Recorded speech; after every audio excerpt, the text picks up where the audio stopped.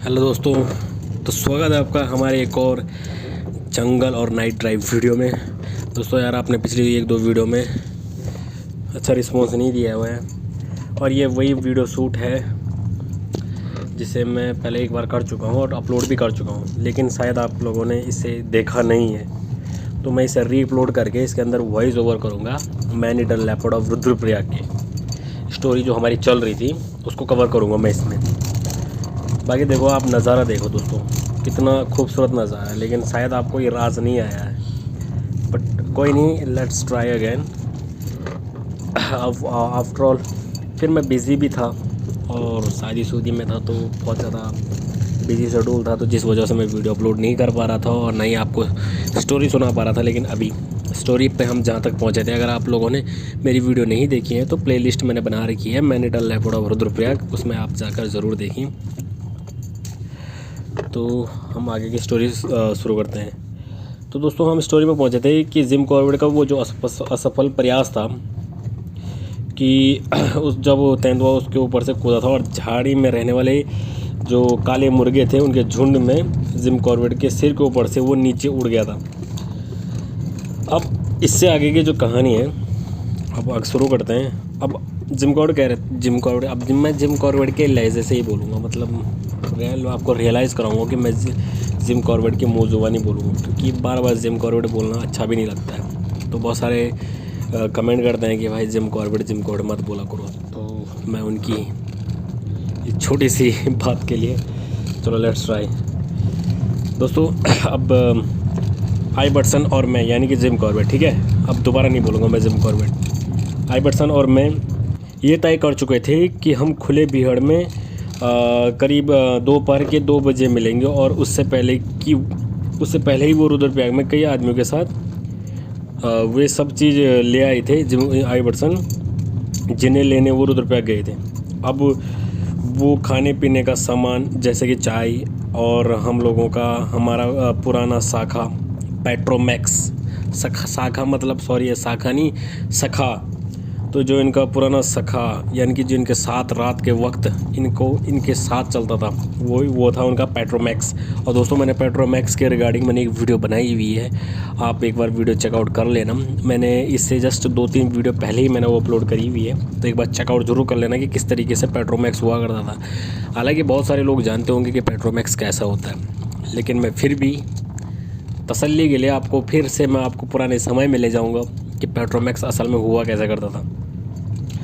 और जो कह रहे हैं कि हमारा जो पुराना साथी पेट्रोमैक्स और 2 एक्स्ट्रा राइफ़ल और मछली मारने की कुछ रील और खूब सारा साइनाइड जहर और पिंजरा सभी कुछ लेके आ गए थे आइवर्सन। अब पेट्रोमैक्स के बारे में मैंने तय किया था कि अगर ज़रूरत पड़ी तो अब की बार मैं खुद लेकर जाऊंगा। अब बिहड़ में साफ पानी वाले चश्मे के किनारे बैठकर हम लोगों ने दोपहर का भोजन किया, अपने लिए चाय उबाली और शिकार की तरफ चल दिए। हम किधर गए और फिर क्या हुआ ये बताने के लिए मैं शिकार की स्थिति की जानकारी देना चाहूँगा, ऐसा जिम कॉर्बेट का कहना है। अब शिकार बिहड़ के किनारे में 5 फुट की दूरी पर एक प्लेन मैदान की पट्टी पर था, जो 4 फुट चौड़ी और करीब 20 फुट लंबी थी। अब इस पट्टी का ऊपरी किनारा और एक ऊंचे दीवार से सुरक्षित था। दीवार मतलब उस टाइम भीड़े को बोलते हैं दीवार, तो उस भीड़े से सुरक्षित था। दोस्तों, मैं भीड़े के बारे में आपको एक्सप्लेन कर चुका हूँ। और नीचे के किनारे खड़ी ढाल और उस पर कुंजे की एक झाड़ी थी। अब किनारे पर घिंगारों का कटा हुआ इतना छोटा पेड़ था कि उस पर मचान बनाने के बारे में सोचा भी नहीं जा सकता था। इसलिए हमने पूरी तरह बंदूक, फांस और जहर पिंजरे पर निर्भर रहना हम लोगों ने बेहतर समझा। अब इस निर्णय पर पहुंचने के बाद हमने अपनी तैयारी शुरू कर दी। सबसे पहले हमने शिकार पर जहर रखा। पिछली बार लेपर्ड ने समय की कमी के कारण थोड़ा ही खाया था। इस बार हम लोगों ने सफिशिएंट जहर, हम लोगों ने इस बार उस पर बहुत सारा साइनाइड जहर डाला था। हम लोग ये सोच रहे थे कि इस बार वो सफिशिएंट जहर खाएगा। अब ऐसी हम लोगों को उम्मीद भी थी। अब मैं खुद शिकार पर झुककर वो मुद्रा बनाकर देख रहा था कि किस तरह तेंदुआ शिकार को खाने के लिए झुकेगा, ऐसा जिम कॉर्बेट का कहना है, ठीक है। तो और आइवर्सन मेरी इस पोजीशन के हिसाब से अपनी पतले ट्रिगर वाली 246 मैन लीचर राइफ़ल और मेरी तेज़ वेग वाली 450 राइफ़ल हमारी तरफ से शिकार से 15 गज की दूरी पर दो पेड़ों से बांध कर रखी हुई थी। अब तेंदुआ शिकार तक किसी भी रास्ते आ सकता था और उसे कहीं से भी रोकने के लिए ऐसा कोई भी स्टॉपर नहीं था जिसे वो किसी भी तरीके से फांद न सके। लेकिन सबसे स्वाभाविक रास्ता उसके लिए वही से था जहां मैंने उसे छोड़ा था और उसे समतल मैदान पर 15 फुट चलना था। इस पट्टी पर से हमने हर सूखी पत्ती और लकड़ी के टुकड़े हटाए और पिंजड़ा गाड़ दिया था। वहाँ पे एक खूब लंबा चौड़ा और एक गहरा गड्ढा खोदने के बाद उससे निकली मिट्टी हम लोगों ने दूर रख दी। हमने पिंजरा इस गड्ढे में डाला, पिंजरे के जबड़े को बंद करने वाले स्प्रिंग दबा दिए और ट्रिगर वाली प्लेट को जितना संभव हो सकता था हल्के से व्यवस्थित कर दिया गया था। पिंजरे के ऊपर हरी घास फैला दी और उसके ऊपर मिट्टी छिड़क दी और लास्ट में ऊपर से सूखी घास और लकड़ी के टुकड़े और तिनके कुछ इस तरीके से बिखेर दिए जैसे हमने पहले पाए थे। मतलब उस स्पॉट पर जाने से पहले जिम कॉर्बेट लोगों ने जैसे पाए, जिस तरीके से उन्होंने स्थिति देखी थी उस तरीके से ही उन्होंने उसको पहले जैसा बना दिया। वो फंदा लगाने के बाद पिंजरा ज़मीन से इस तरह लगा दिया कि हम लोगों को खुद ये नहीं मालूम पड़ रहा था कि ये पिंजरा कहाँ पर रखा हुआ है। अब मेरी मछली पकड़ने की रील तैयार थी। अब इस धागे का एक छोर राइफ़ल के ट्रिगर से बांध दिया और कुंदे के आखिरी छोर के चारों ओर घुमाकर शिकार से 10 गज की दूरी के अंदर ले जाया गया। अब जहाँ से फिर इसे वापस लाया गया और दूसरी राइफ़ल के कुंदे के चारों ओर घुमाकर ट्रिगर से बांध दिया और धागे को काट दिया। अब ये धागा काटते हुए मुझे कष्ट हुआ क्योंकि ये नया और बहुत अच्छा धागा था। अब ये धागा महिला की कमर से बांधने के बाद, जो उस मृत महिला के शरीर थे उसके शरीर पे बांधने के बाद फंदे से गुजारा गया। अब ट्रिगर से कसकर लपेटकर सख्त गांठ मार दी गई। धागा था वो फिर काट दिया गया। अब जब हम लोगों ने अपने हस्त कौशल पर नज़र दौड़ाई तो हमें वो बहुत अच्छा दिखाई दिया। लेकिन तभी हम लोगों ने पाया कि अगर तेंदुआ हमारी योजना, जो हमारा प्लान है, उसके विपरीत अपोजिट घूमकर हमारी तरफ से आया तो वो बंदूक फांस और पिंजरा दोनों से बच सकता है। अब वो ऐसा ना कर सके, इसलिए हम लोगों ने एक आदमी सब्बल लेने गांव भेज दिया और खुद कुछ दूरी पर 5 कटीली झाड़ियों, मतलब जो वहाँ पे कुछ 5-6 झाड़ियाँ थी, उनको काट दिया। अब सब्बल से हमने अपनी तरफ ज़मीन में 1 फुट गहरे छेद किए और उनमें झाड़ियाँ रोप दी। इधर उधर से मिट्टी दबाकर इस तरह नेचुरल रूप से मतलब उन झाड़ियों को इस तरीके से नेचुरल रूप से रोप दिया कि कोई भी अगर देखे तो उससे ये लगे, चाहे वो जानवर ही क्यों ना होती, ये पहले से ही उगी हुई झाड़ियाँ हों। अब हम लोग पूरी तरह से संतुष्ट थे। अब किसी भी तरह से चूहे से बड़ा जानवर शिकार तक जाकर मांस खा जाए और जिंदा वापस आए, ये तो पॉसिबल नहीं था। राइफलों के सेफ्टी कैच वहीं अलग रखकर हम लोग वापस गांव आ गए। अब उन्होंने वहीं पर एक मैकेनिज़्म किया था, जिम कॉर्बेट और आइबर्टसन ने मिलकर, जो अभी मैंने आपको सुनाया कि किस तरीके से उन्होंने वो फंदा वगैरह बनाया था। अब गांव से 50 गज दूर और जहां हम लोगों को खून का वो कुंड मिला था, उसके पास ही एक लंबा चौड़ा आम का पेड़ था। अब इस पेड़ के ऊपर हमने गांव से लाई गई बल्लियों और जो तख्ते, उससे मचान बना दिया और उस पर खूब खुशबूदार पुआल बिछा दिए। पुआल के बारे में आपको बता चुका हूँ दोस्तों मैं, मेरी जो लालटेन पेट्रोमैक्स से रिलेटेड वीडियो, उसमें मैंने पुआल भी दिखाया। अगर आप देखना चाहते हो तो प्लीज़ आप चेकआउट कर सकते हैं, लेकिन ज़रूर कीजिए दोस्तों। और 1 के फटाफट से करा दो यार चैनल सब्सक्राइब।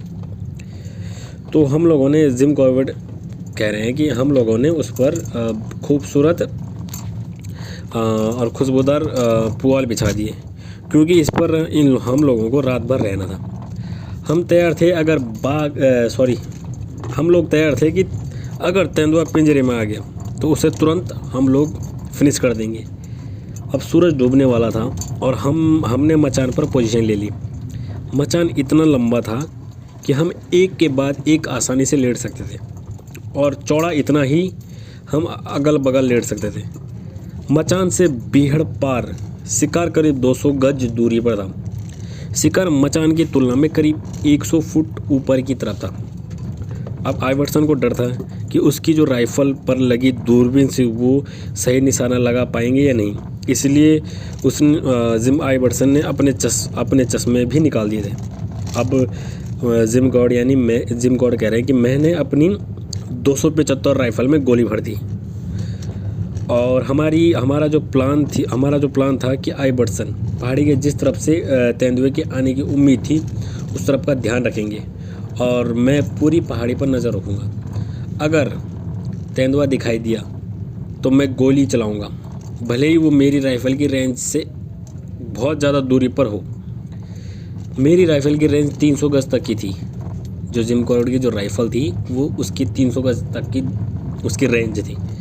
अब आइवर्सन ने तम्बाकू मुँह में डाला और मैंने यानी कि जिम कॉर्बेट सिगरेट पीने लगे। अब जिम कॉर्बेट कह रहे हैं कि मैं देखने लगा कि किस तरह पश्चिम की तरफ से खड़ी पहाड़ियों की परछाई हमारे सामने पहाड़ी पर ऊपर चढ़ती जा रही है।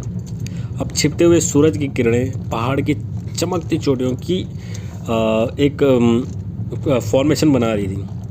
अब आइवर्सन सावधान हुए और उन्होंने अपना चश्मा पहन लिया और मैंने भी राइफ़ल उठा ली, क्योंकि वो समय आ गया था जब हम लोगों को एक्सपेक्टेशन कर सकते थे कि तेंदुआ कहीं से भी प्रकट हो सकता है।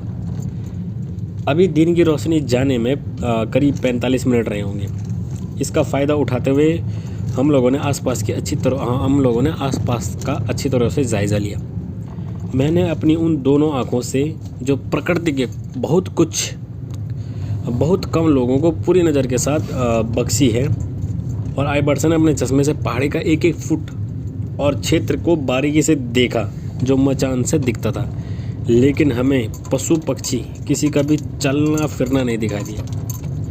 जब निशाना लगाने के लिए सफिशिएंट रोशनी नहीं रह गई तो जिम कॉर्बेट कह रहे हैं कि मैंने अपनी राइफ़ल नीचे रख दी और कुछ देर बाद आइवर्सन ने भी अपना चश्मा बटुए में संभाल लिया।